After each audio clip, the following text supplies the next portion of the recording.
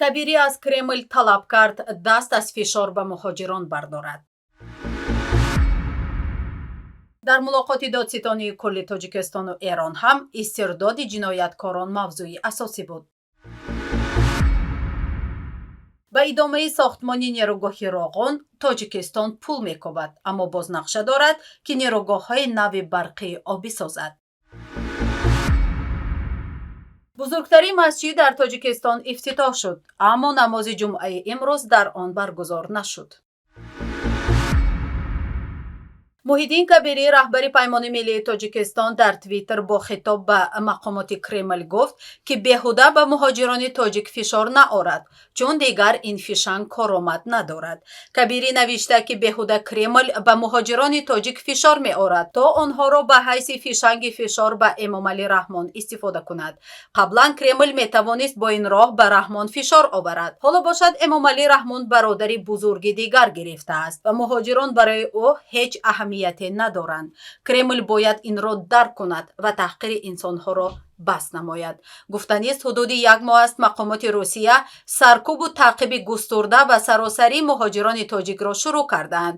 баъди 3 ҳафтаи таъқибҳо вазирони хориҷа ва дохилии Русия ба Тоҷикистон сафар карданд, аммо зоҳиран Эмомалӣ Раҳмон пешниҳоди онҳоро рад кардааст, ки фишорҳо болои муҳоҷирони тоҷик бас нашудааст.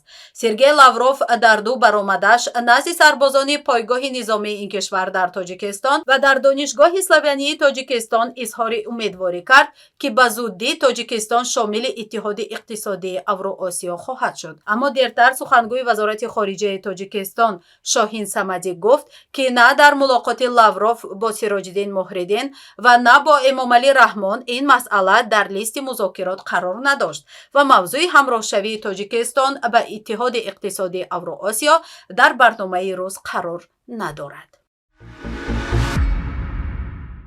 дирӯз 8 июн Муҳаммад Ҷаъфар Мунтазирӣ, додситони кулли Эрон ба Тоҷикистон омада бо Юсуф Раҳмон, додситони кулли Тоҷикистон мулоқот кардааст. ҷонибҳо аз тақвияти ҳамкорӣ, истирдоди ҷинояткорон ва бозпас додани маҳкумшудагон ва вазъ дар Афғонистон гуфтугӯ карданд. ба иттилоъ хабаргузории эронии ИРНА, Муҳаммад Ҷаъфар Мунтазирӣ бо даъвати Юсуф Раҳмон ба Тоҷикистон ташриф овардааст.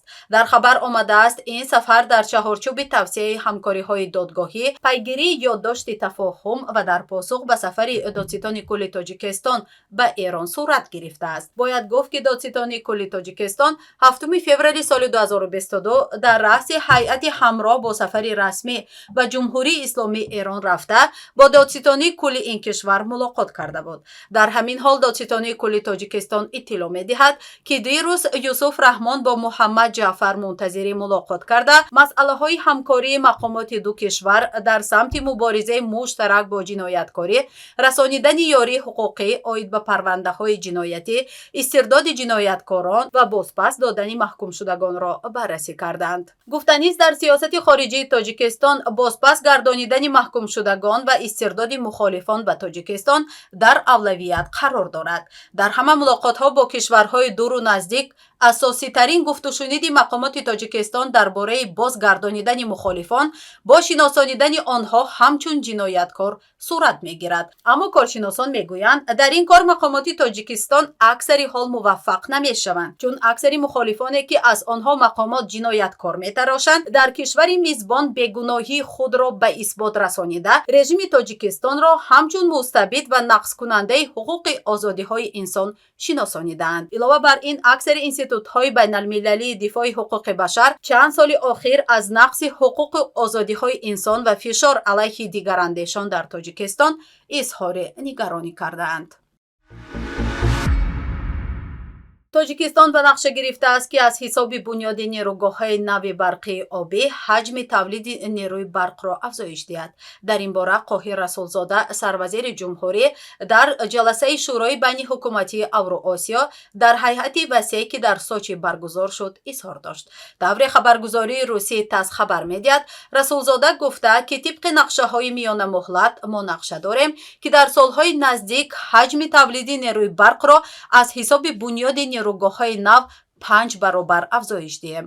расулзода ба кишварҳои иттиҳод пешниҳод карда ки иқтидорҳои гидроэнергетикии тоҷикистон муштаракан омӯхта шаванд ки ба назари ӯ ба рушди иқтисоди тамоми минтақа мусоидат мекунад. дар ҳамин ҳол бино ба маълумоти расонаишуда тоҷикистон барои идомаи сохтмони нерӯгоҳи барқии оби роғун маблағ надорад ва сармоягузор ҷустуҷӯ дорад. гуфтанист тоҷикистон 98% нерӯи барқро аз нерӯгоҳҳои барқии обӣ тавлид мекунад.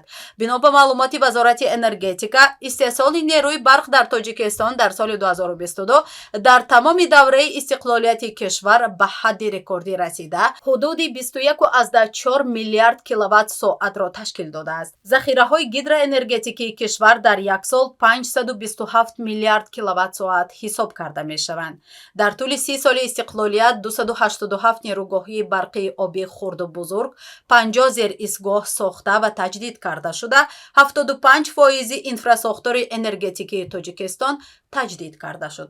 дар ҳамин ҳол ба тахмини коршиносон ниме аз истеҳсоли қувваи барқи тоҷикистон қисми бештар пинҳониву яккаме ошкор ба хориҷ фурӯхта мешаванд ва худи аҳолии кишвар ба барқи доимӣ таъмин нестанд.